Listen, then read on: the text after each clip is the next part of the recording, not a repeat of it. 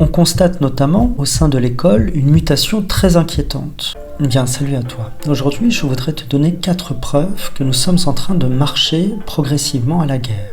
Ma génération a grandi avec la conviction que la guerre appartenait au passé. Il n'y aurait plus de guerre sur son territoire, plus de guerre directe que subirait la jeunesse, et ce notamment grâce aux leçons qu'on aurait tirées du passé, des 2 premières guerres mondiales, et puis d'autre part, du fait de la construction politique de l'Union européenne, qui nous a été présentée justement comme le meilleur remède contre les guerres incessantes qui ont pu marquer l'Europe. Mais avec l'invasion de l'Ukraine par la Russie, eh bien d'un seul coup, il y a eu le sentiment, notamment parmi la jeunesse, que la guerre était toute proche, qu'elle était à nos portes, que cela pourrait arriver jusque chez nous. Eh bien, je voudrais te montrer que ce n'est malheureusement pas qu'une impression. Notre gouvernement actuel, mais aussi la classe économique qu'il sert, semble déterminé à vouloir nous faire marcher progressivement vers la guerre. Première preuve, c'est le réarmement. Lors de ses vœux pour l'année 2024, le président de la République, Emmanuel Macron, a martelé un mot, réarmement. Il voulait parler de réarmement économique, de réarmement également civique, et puis, troisièmement, de réarmement démographique. Mais derrière toutes ces déclinaisons, en réalité, on s'aperçoit qu'il y a bien un réarmement au sens littéral qui est à l'œuvre dans notre pays. Il faut rappeler que récemment, le gouvernement Macron a adopté un budget militaire d'ici 2030 qui s'élève à 413 milliards d'euros, ce qui est une somme colossale, faramineuse. Et cette hausse des dépenses militaires se retrouve dans nombre de grandes puissances, pays impérialistes. Cet argent sert évidemment à recruter, former et rémunérer des soldats, mais aussi à produire des armes et à financer des opérations militaires de grande envergure. Or, tout ce qui est produit par l'industrie militaire vise à un moment à être consommé, pas forcément simplement à être vendu à d'autres puissances belligérantes comme l'Arabie Saoudite, mais aussi à terme à être utilisé par notre propre armée. Au vu de ce réarmement, le gouvernement s'apprête bien à faire la guerre. Deuxième preuve, nous sommes dans une période intense de diabolisation de l'ennemi. Notre régime politique a toujours eu besoin d'ennemis. Ça a été pendant longtemps le péril rouge, la menace communiste, notamment durant la guerre froide. Puis après la chute de l'URSS en 91, ça a été le terrorisme ou la lutte contre le djihadisme ou l'islamisme comme islam dit radical. Et plus récemment, on a vu émerger d'autres formes d'ennemis désignés qui seraient les épidémies. L'épidémie de Covid en est un exemple. Ou encore la menace climatique. Le fait que face au réchauffement climatique, nous devons être unis derrière nos politiques qu'ils puissent agir et être à la hauteur de la situation. Mais nous voyons parallèlement à ça une insistance à nous présenter également des puissances, d'autres gouvernements, d'autres régimes comme étant des ennemis potentiels, des menaces importantes pour notre territoire. C'est le cas de Poutine en Russie. Suite à son attaque de l'Ukraine, aussitôt on a observé en France une interdiction des médias russes, ce qui revenait à nous priver de l'accès au point de vue de l'ennemi, de l'adversaire sur les événements. On prive de fait les citoyens de la possibilité d'accéder à des sources directes et à des interprétations autres des événements et des faits. On nous prive donc d'autres sources d'informations que celles autorisées, validées par le gouvernement Macron et son état-major. En somme, sous prétexte de lutter contre la propagande, on nous impose une autre forme de propagande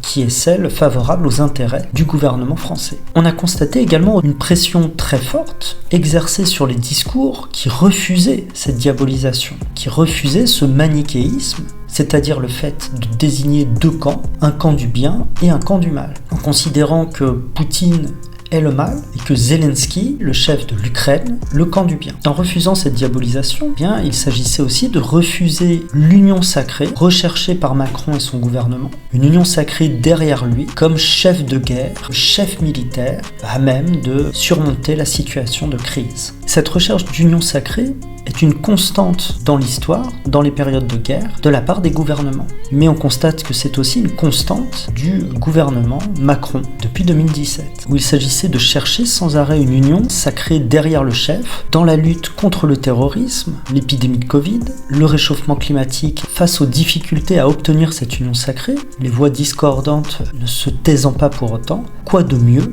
pour l'obtenir que la guerre. troisième preuve, l'embrigadement de la jeunesse. On constate notamment au sein de l'école une mutation très inquiétante qui a commencé avec le retour de l'enseignement moral. Sous couvert de l'enseignement moral et civique, l'EMC, on a réintroduit une composante morale qui renvoie bien à des valeurs et non pas simplement à une instruction, la transmission d'un savoir. Puis on a vu l'instauration du SNU, le service national universel, d'abord à titre facultatif, puis aujourd'hui généralisé par le gouvernement, et qui consiste en quoi? Saluer au drapeau, faire des exercices militaires, parfois même s'essayer au maniement des armes, subir des punitions collectives, comme devoir faire des pompes en pleine nuit, ce qu'on a pu voir notamment au SNU de Strasbourg. Le tout sous la supervision de personnels policiers ou militaires. On observe également l'ouverture et le déploiement dans les lycées de classes dites de défense, avec des partenariats étroits avec le ministère de la Défense. Le retour de l'uniforme à l'école, et puis parallèlement, Parcoursup, cet algorithme